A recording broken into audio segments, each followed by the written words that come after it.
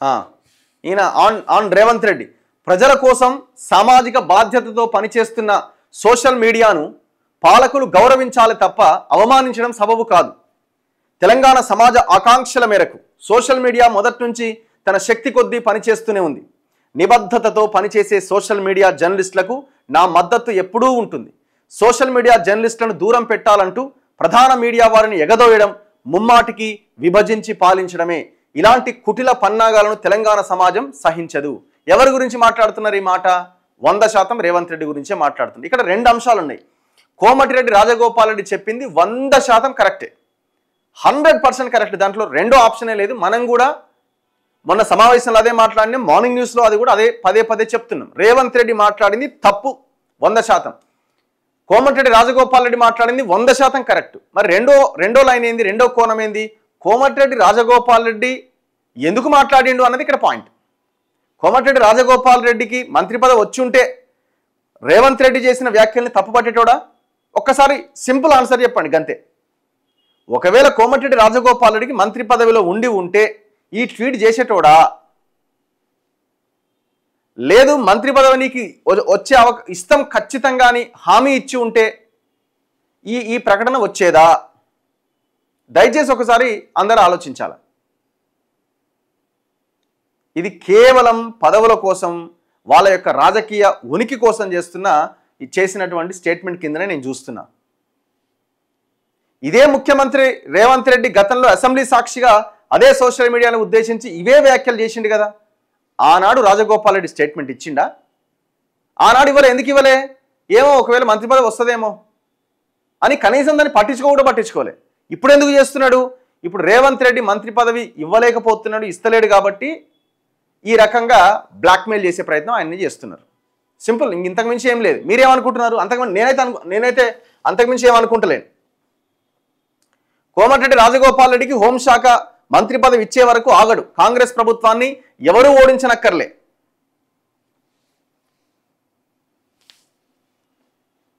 So IPS లాంటి చెత్త నాయకుల ఇంటర్వ్యూలు అవసరం లేదట. కాంగ్రెస్ పార్టీని ప్రతిపక్షాల్లో ఓడించనక్కర్లేదు, వాళ్ళే ఓడించుకుంటారు. ఇది వాస్తవం. ఇక ఆ పార్టీలో కామనే కదా, అదంతా అది నడుస్తూనే ఉంటుంది. అది దాన్ని మనం ఆపడానికి ఇంకోటి చేయడానికి అవకాశం కూడా ఏం లేదు. వాళ్ళే ఓడగొట్టుకుంటారు, వాళ్ళే. ప్రజలేమో ఎవడు దిక్కులేక మొన్నటిదాకా వాళ్ళకి ఓట్లేసిరు. అందరి ఇంటర్వ్యూలు చేస్తాం, ఎవరి ఇంటర్వ్యూ ఆపం, అందరివి చేసే ప్రయత్నం చేస్తాం. బికాస్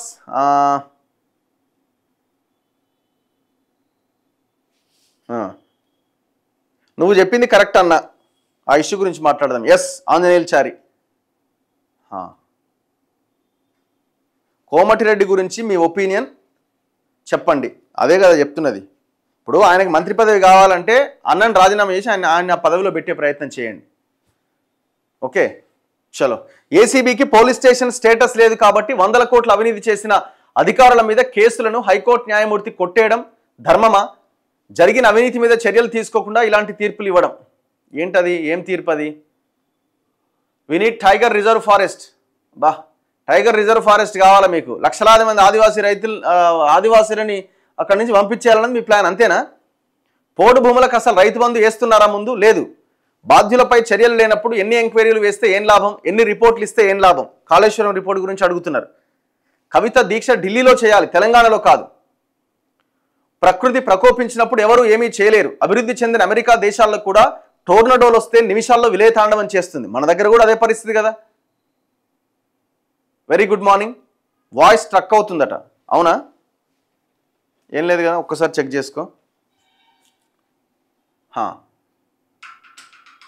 అన్నా కొత్త పార్టీ రావాలి, మంచోళ్ళు నిజాయితీగా ఉన్నోళ్ళు పార్టీ పెట్టాలి, రావాలి ఖచ్చితంగా. ఒక ఆల్టర్నేట్ కనిపిస్తున్నది, వ్యాక్యూమ్ అయితే ఉన్నది. పోడు భూముల్లో వ్యవసాయం చేసే వాళ్ళపైన ఫారెస్ట్ ఆఫీసర్లు ఎవరి ఆదేశాలతో దాడులు చేస్తున్నారు? ప్రభుత్వాల ఆదేశాలతో, లీడర్ల ఆదేశాలతో. యా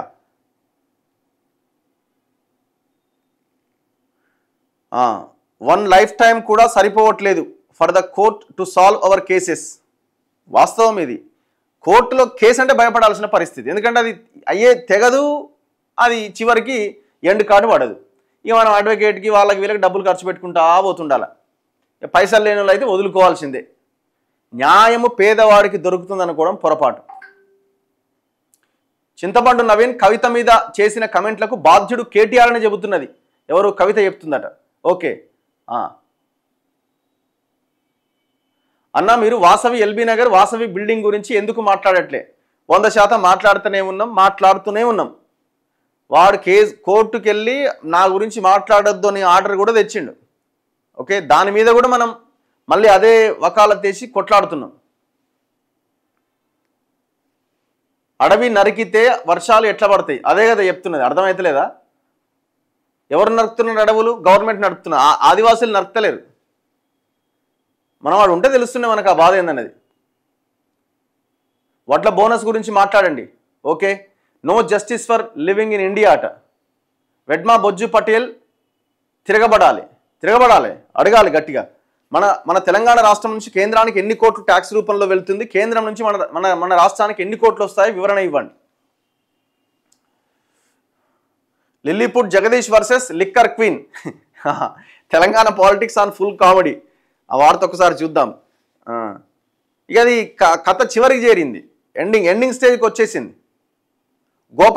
గోపనపల్లి గురించి మాట్లాడండి బ్రో. ఎవరు మాట్లాడతలే, నో స్టోరీస్ అట. బయటికి రండి బ్రదర్, మీరు బాధితులు బయటికి రావాలా? ఎంతకాలం మేము మాట్లాడుతూ ఉంటాం? ఎక్కడైతే బాధితులు విక్టిమ్స్ ఉంటారో వాళ్ళు బయటికి రావాలి. భయపడొద్దు కేసుల గురించి, నథింగ్. అవన్నీ ఎవ్వరు భయపడాల్సిన అవసరం లేదు.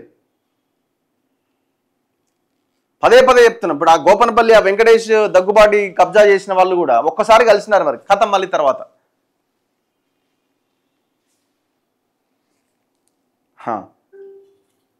చలో అన్న, సీఎం గారు సోషల్ మీడియా గురించి అలా మాట్లాడడం తప్పు అని నేను కూడా మొన్న మాట్లాడడం జరిగింది.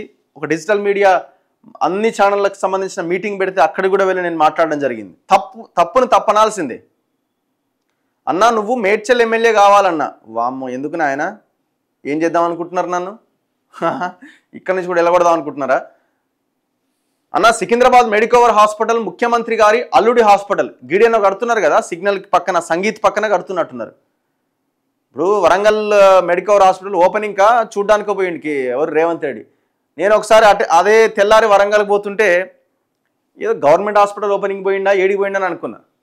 మొత్తం ఉప్పల్ నుంచి మొదలు పెడితే వరంగల్ దాకా బ్యానర్లే. దేనికి? ప్రైవేట్ హాస్పిటల్ ఓపెనింగ్కి. Meet them bro at Gopanapalli. వాళ్ళు అక్కడ ధర్నా చేస్తున్నారట. ఎవరు వాళ్ళు? CM Revanth Reddy education qualification ఏంది? రేవంత్ రెడ్డి నల్గొండ బ్రదర్స్ భరతం పట్టాలి. అంతా ఒకటే బ్రదర్. ఆయన భరతం పట్టాడు, ఈయన భరతం పట్టాడు, అంతా ఒకటే ఇద్దరు. ఈయన మంత్రి పదవి రానప్పుడు తిడతాడు, మంత్రి పదవి ఇచ్చే అవకాశం ఉంది కొంచెం రేవంత్ రెడ్డిని దగ్గరికి తీసుకోవాలన్నప్పుడు బొట్టు కారుతుంటే కూడా చేయి పెట్టి తుడుస్తాడు, ఖర్చు పెట్టి. అట్లుంటుంది వాళ్ళది. ఉచిత మద్యం పాలసీతో మా కవితక్క సీఎం కావడం ఖాయం అన్న. ఒకసారి ఇతర రాష్ట్రాల ప్రజలు వచ్చి ఈడ చేస్తున్న అరాచకం గురించి మాట్లాడండి. ఓకే, టీఎన్జిఓ ఎంప్లాయీస్ ధర్నా చేస్తున్నారా? అది మన సర్వే నెంబర్ 36. అది సర్వే నెంబర్ 36. ఆర్టీసీ విలీనం ఎప్పుడట? ఇక అది మర్చిపోయినట్టు కదా వీళ్ళు. కొండా విశ్వేశ్వరరెడ్డి ఇంటర్వ్యూ కావాలన్నట. అన్న, ఒకసారి కరీంనగర్కి రావా? దేనికి? ఇష్యూ ఉన్నప్పుడు వస్తాం ఖచ్చితంగా. 2 లక్షల లోపు ఉన్న వాళ్ళకు రుణమాఫీ కాలేదన్న, దయచేసి దాని గురించి మాట్లాడండి. రేవంత్ రెడ్డి వేస్ట్ అట. స్కూల్ ఫీజులు అంతేనా? ఈ ప్రభుత్వాలు ఉన్నంతకాలం అంతే, ప్రజలు తిరగబడినంత కాలం అంతే, ప్రజలు ఎలక్షన్ ఎజెండా కింద మార్చనంత వరకు అంతే. మనలోనే చేంజ్ రావాలా? వాళ్ళు లీడర్లు మారుతారనుకోవడం పొరపాటు. మీలాంటి జర్నలిస్టులు జిల్లాకు ఒకరుంటే అన్యాయం, అవినీతి, భూ కబ్జాలు చాలా వరకు తగ్గుతాయి. తగ్గుతున్నట్టు ఏం కనిపిస్తలేదు నాకు. రాజీవ్ యువ వికాసం పథకం ఏమైంది బ్రదర్? గాలి ఉంది, ఇట్లా ఆడ తిరుగుతుంది చుట్టూ, రేవంత్ రెడ్డి చుట్టూ. ఇంకా అది ఏడు దాకా ఉందో. అవే డబ్బులను తీసుకొచ్చి రైతు బంధుకి ఇచ్చి, రైతు భరోసా పైసలు ఇచ్చిర్రు. ఇప్పుడు మళ్ళీ దానికి మళ్ళీ అంతా పోగు చేయాల. Happy friendship day. Thank you very much. మీకు కూడా. కవిత మీద కేసీఆర్ ఆలోచన ఏంటి అన్న? కేసీఆర్ ఆలోచన మెడలు బట్టి బయటికి గెంటేయాలన్నది కేసీఆర్ ఆలోచన. అందులో భాగంగానే జగదీష్ రెడ్డి మాట్లాడింది. జగదీష్ రెడ్డి తనకు తానుగా మాట్లాడలే. జగదీష్ రెడ్డి మాట్లాడింది, జగదీష్ రెడ్డి స్టేట్మెంట్ కేసీఆర్ ఇచ్చిన స్టేట్మెంట్ కిందనే చూడాలి. ఈ రాజకీయ నాయకులకు 2 పెన్షన్ల గురించి మాట్లాడండి.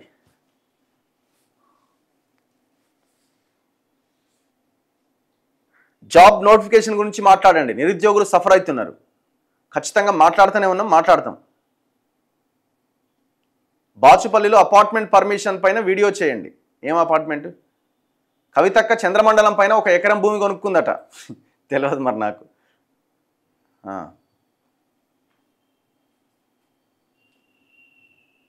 2 ఏళ్ల నుంచి ఎలక్షన్లు పెట్టలేకపోతున్నారు, కానీ గ్రామ పంచాయతీ కార్యదర్శులను మాత్రం సాగుగొడుతున్నారు. కనీసం చెత్త బండికి డీజిల్కి పైసలు లేవు. ఒకరిద్దరు ఫేక్ డిఆర్ఎస్ కొట్టారని అందరినీ ఒకటే గుంజకు కడుతున్నారు. అట్లనే ఉంటుంది. ఇప్పుడు వాళ్ళు మీ మీద కక్ష కట్టాలనుకున్నప్పుడు అట్లనే చేస్తారు పాలకులు. పాపం వీళ్ళు ఆ వర్క్ ప్రెజర్కి మొన్న కూడా ఒక ఆయనకి యాక్సిడెంట్లో ప్రమాదం జరిగినట్టుంది, గాయపడ్డట్టున్నాడు. అన్న మా జగిత్యాల్లో భూకుంభకోణం గురించి వస్తా అన్నారు. వస్తా. ఫీజు రియంబర్స్మెంట్ గురించి. కవిత మరో షర్మిల ఎటు కాకుండా పోతుందట. షర్మిలలాగానా? ఓకే, నేను కూడా షర్మిలలాగా కాకపోవచ్చేమో. ఆమె ఒక విషయంలో సక్సెస్ అవుతుంది. కవిత బీఆర్ఎస్ని కొలాప్స్ చేయడంలో సక్సెస్ అవుతుంది. కేటీఆర్ని ఖతం చేయడంలో సక్సెస్ అవుతుంది. దాంట్లో ఎలాంటి డౌట్ లేదు. కానీ పొలిటికల్గా, రాజకీయంగా ఆమె సక్సెస్ కాలేదు, అవకాశం కూడా లేదు. చలో మాట్లాడదాం. 42% బీసీ రిజర్వేషన్ తెలంగాణ అసెంబ్లీ తీర్మానం చేసి గవర్నర్కి పంపి 3 నెలలు దాటింది. తమిళనాడు తరహాలో గెజిట్ ఇవ్వాలి. ఆయన రాష్ట్రపతి సలహా కోసం ఏమో పంపినట్టున్నారు. అది అట్లా పెండింగ్లో ఉన్నది. ఏమైద్దో చూడాలి. చెత్త గవర్నమెంట్. ఎస్సీల రిజర్వేషన్లు కూడా పెంచాలి అన్న జనాభా పెరిగింది.